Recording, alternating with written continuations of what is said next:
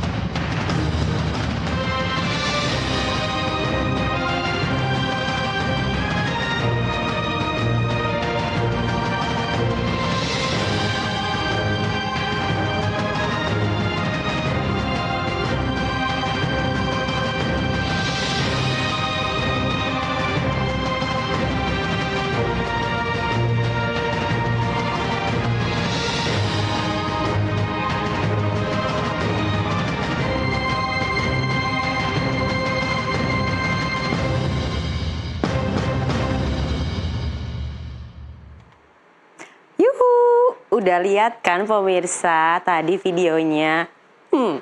Nih kita lihat tulisannya 17+. Jadi hari ini ataupun malam ini kita ada batasan usia nih pemirsa untuk nonton. Jadi ada usianya 17+, tapi bukan plus yang itu, bukan. Yang lain. Oke, jadi ramai di media sosial unggahan bertuliskan 17+8 tuntutan rakyat dengan warna pink dan juga hijau. Unggahan ini tentu saja diunggah oleh warga net Indonesia. Lantas apa sih arti 17+8 tuntutan rakyat itu? Jadi nih, kita bisa lihat dari judul kita malam hari ini. 17+8. Warnanya yang ini pink, yang ini hijau. Kenapa sih Jeng Ayu warnanya kok pink sama hijau? Ada artinya nggak? Ada dong. Jadi ini bukan sembarang warna pemirsa, tapi ada maknanya. Nah, maknanya itu penggunaan warna pink dan hijau ini adalah memiliki makna yang mendalam. Untuk pemilihan warna ini terinspirasi dari warna pink yang diambil dari warna jilbab Bu Ana. Bu Ana ini seorang demonstran yang berani berdiri sendiri di tengah para aparat. Dan juga tadi pemirsa udah lihat videonya kan, kalau Bu Ana tadi juga ikut demonstrasi. Dan gak hanya itu pemirsa. Nah, untuk warna hijau di sini juga ada maknanya. Warna hijau ini diambil dari warna helm ataupun untuk pelindung kepala almarhum Afan Kurniawan, seorang pengemudi ojek online yang meninggal dunia karena ya tahulah ya pemirsa karena apa. Maaf nih ya harus disebut, tapi karena dilindas kendaraan taktis Brimob saat demonstrasi. Nah, secara umum terus gimana dong Jeng Ayu? Kenapa ada 17+8? 17+8 ini apa maknanya? Jadi sebenarnya untuk angka 17+8 ini melambangkan Hari Kemerdekaan Indonesia yang jatuh pada tanggal 17 bulan Agustus, yang artinya ada di bulan 8. Dan di dalam 17+8 ini ada tuntutan rakyat juga nih pemirsa. Tertuang aspirasi yang mewakili seluruh rakyat Indonesia. Tuntutan-tuntutan ini dialamatkan kepada Presiden Prabowo Subianto, Dewan Perwakilan Rakyat atau DPR, para ketua umum partai politik, terus Polri, tentara, dan juga kementerian di sektor ekonomi.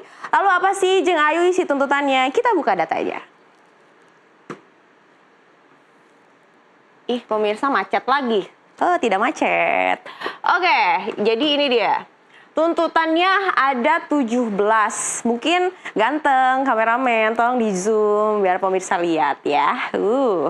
Memang pemirsa rada jelimet, banyak banget tulisannya, tapi memang ini nggak boleh dipotong-potong nih tulisannya. Memang harus ditulis sedemikian rupa supaya tidak disalahartikan gitu kan pemirsa. Kan rada ngeri-ngeri sedep nih kalau salah-salah kata atau salah-salah tulis zaman sekarang ya pemirsa.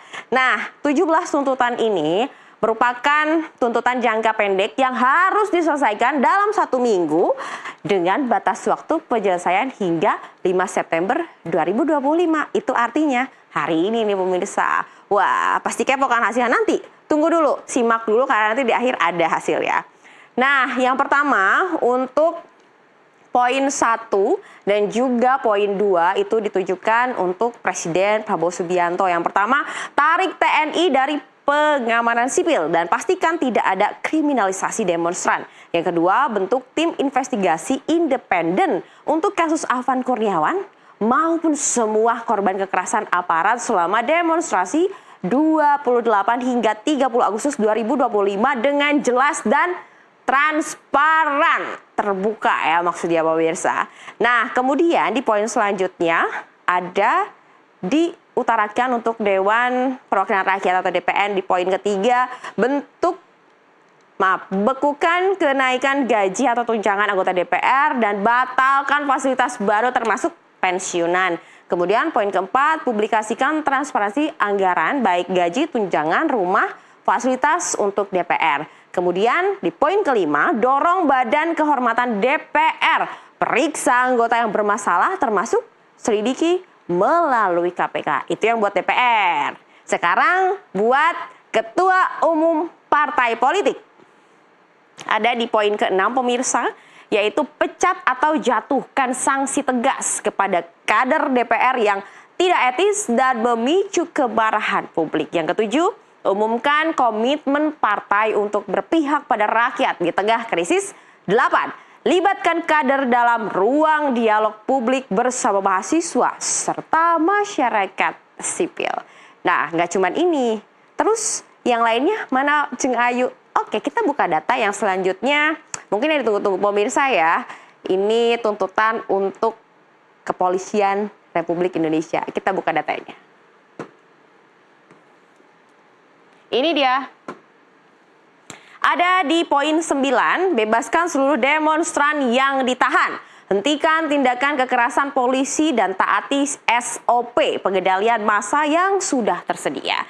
Di poin 11, tangkap dan proses hukum secara transparan anggota dan komandan yang melakukan dan memerintahkan tindakan kekerasan dan melanggar HAM. Kemudian nggak cuman Polri pemirsa, ada juga buat TNI. Yang buat TNI dari poin 12. Aduh, hilang pemirsa. Oke. Nah, yang untuk kok nggak mau? Oh ini, yang untuk Polri, yang untuk TNI ada di poin 12, yaitu segera kembali ke barak. Aduh, maaf ya Pak Tentara, ini mah tuntutan masyarakat. Segera kembali ke barak, hentikan ketertiban dalam pengamanan sipil. Ke-13, tegakkan disiplin internal agar anggota TNI tidak mengambil alih fungsi Polri. Ke-14, komitmen publik TNI untuk tidak memasuki ruang sipil selama krisis demokrasi. Nah, selain itu ada juga nih untuk Kementerian Sektor Ekonomi yang ada di poin 15 sampai dengan ke-17. Apa aja? Pastikan upah layak untuk seluruh angkatan kerja. Yang dimaksud itu adalah untuk para guru, buruh, nakes, dan mitra ojol juga yang ada di seluruh Indonesia. Ke-16, ambil langkah darurat untuk mencegah PHK massal dan lindungi buruh kontrak. 17, buka dialog dengan seluruh buruh untuk solusi upah minimum dan outsourcing. Banyak ya pemirsa. Tapi sebenarnya ini bisa lebih banyak. 17 ini adalah udah dirangkum nih pemirsa sebenarnya. Jadi awalnya tuh memang tuntutan dari masyarakat lebih banyak dari ini. Cuman akhirnya setelah dirangkum supaya para pemangku kebijakan bisa mencermati dan membaca lebih mudah nih. Jadi dibuatnya 17. Dan kalau Jeng Ayu lihat-lihat, ini dari sudut pandang Jeng Ayu ya pemirsa ya. Ini 17 tuntutannya masuk akal kok. Terus gimana respon pemerintah? Bentar dulu. Abis ini kan ada tadi 17 plus 8 ya. Ini baru 17 tuntutan. Masih ada 8 lagi. Apa aja? Kita buka. Nah, ini dia. Ini yang ke-8 tuntutan bersifat langka ataupun untuk jangka panjang. Jadi kalau yang tadi 17 plus itu tuntutannya ada deadline-nya pemirsa. Deadline-nya hari ini tanggal 5. Nah, kalau yang 8 ini dia itu lebih jangka panjang. Jadi batas waktu untuk penyelesaiannya itu hingga 1 tahun, yang artinya ya di 31 Agustus 2026. Nah, isinya apa aja? Yang pertama, bersihkan dan reformasi DPR besar-besaran.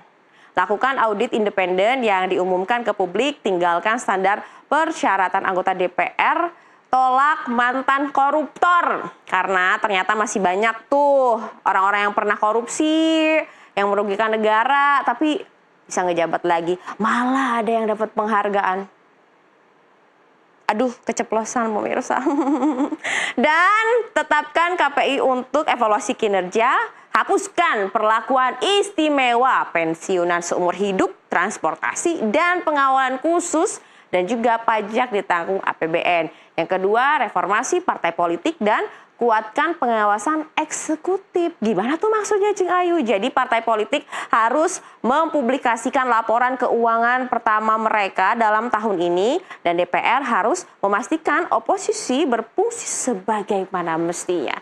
Nah, yang ketiga, susun rencana reformasi perpajakan yang lebih adil. Gimana tuh maksudnya Cing Ayu?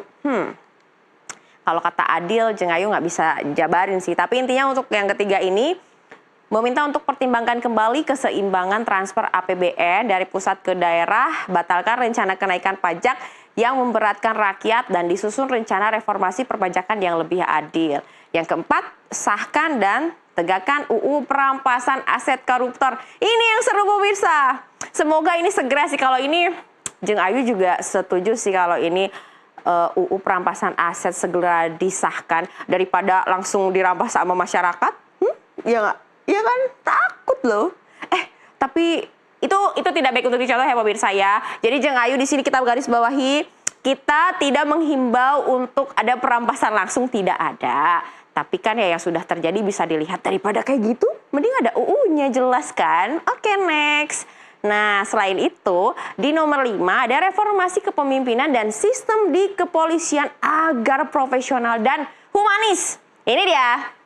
Jadi ini sih penting ya, nomor 5, supaya sistem profesional dan humanis. Gak ada lagi tuh kita saling bakbuk gitu ya. Semoga selalu humanis.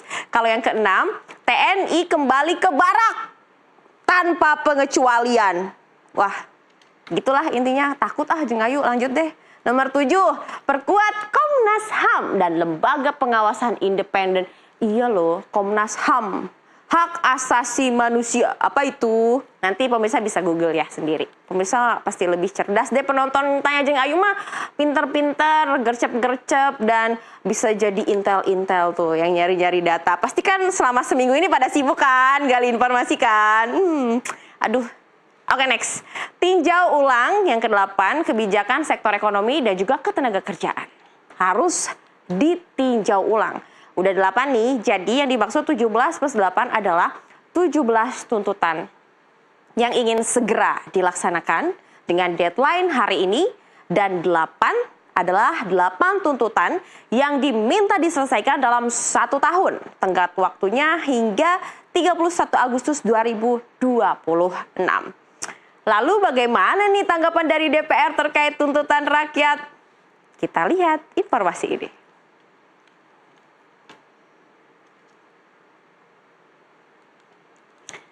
Nah, pemirsa, ini dia poin-poin jawaban dari DPR RI. Yang pertama, DPR RI menyepakati pemberhentian tunjangan rumah anggota DPR. Kedua, DPR RI melakukan moratorium kunjungan kerja ke luar negeri kecuali menghadiri undangan kenegaraan. Ketiga, DPR RI akan memangkas tunjangan dan fasilitas anggota DPR meliputi biaya langganan biaya listrik, jasa telepon, biaya komunikasi intensif, dan tunjangan transportasi. Nah, kemudian anggota DPR RI yang dinonaktifkan oleh partai politik tidak dibayarkan hak-hak keuangannya. Yang kelima, menindaklanjuti penonaktifan anggota DPR yang dilakukan parpol. Melalui Mahkamah Parpol, masing-masing pimpinan DPR meminta MKD berkoordinasi dengan parpol. Yang keenam, DPR RI akan memperkuat transparansi dan juga partisipasi publik yang bermakna dalam proses legislasi dan kebijakan lainnya. Pemirsa, jadi bagaimana nih pemirsa jawaban DPR RI tadi tentang 17 plus 8 tuntut tadi ini? Kalau dilihat-lihat, ini kan banyak banget ya. 17 tambah 8 berapa nih? Jeng Ayu kan matematikanya rada susah nih ya pemirsa. Ditambahin aja. 17 tambah 8 daripada ngaco kan ya, nanti salah nih ya. Tapi yang dijawab ada 6. Masih kurang kan sebenarnya. Tapi ya, gimana ya pemirsa? Mungkin ada sebagian yang merasa nggak puas. Mungkin ada sebagian juga yang merasa lumayan nih dijawab daripada nggak sama sekali. Atau mungkin juga ada yang nggak peduli mau dijawab mau nggak, bodo amat. Mungkin ada yang kayak gitu ya. Tapi pemirsa, yang perlu digarisbawahi adalah perbedaan pendapat itu lumrah. Setiap orang punya cara pandang yang berbeda. Wajar jika ada beda pendapat. Yang terpenting, mari kita menyikapi perbedaan itu dengan dewasa dan tetap menjaga kesatuan tentunya. Terus mengawasi dan juga bersuara mengawal isi Pancasila, terutama kemanusiaan yang adil, persatuan Indonesia, kerakyatan yang dipimpin oleh hikmat kebijaksanaan dalam permusyawaratan perwakilan, dan keadilan sosial bagi seluruh rakyat Indonesia. Nah, pemirsa, ingat 17 plus. Jadi kita harus menanggapi hasil dari DPR dengan dewasa. Oke, sekian untuk Tanya Jeng Ayu malam hari ini. Semoga pemirsa puas ya. Ya, walaupun mungkin ada yang nggak puas juga, nggak apa-apa. Masih ada minggu depan. Nanti kita ketemu lagi minggu depan di NTV Tonight seperti biasa. Dan jangan kemana-mana. Abis ini masih ada informasi menarik lainnya. Diam dulu, jangan kemana-mana, jangan tidur dulu pemirsa, oke? Stay, ingat itu. Dadah!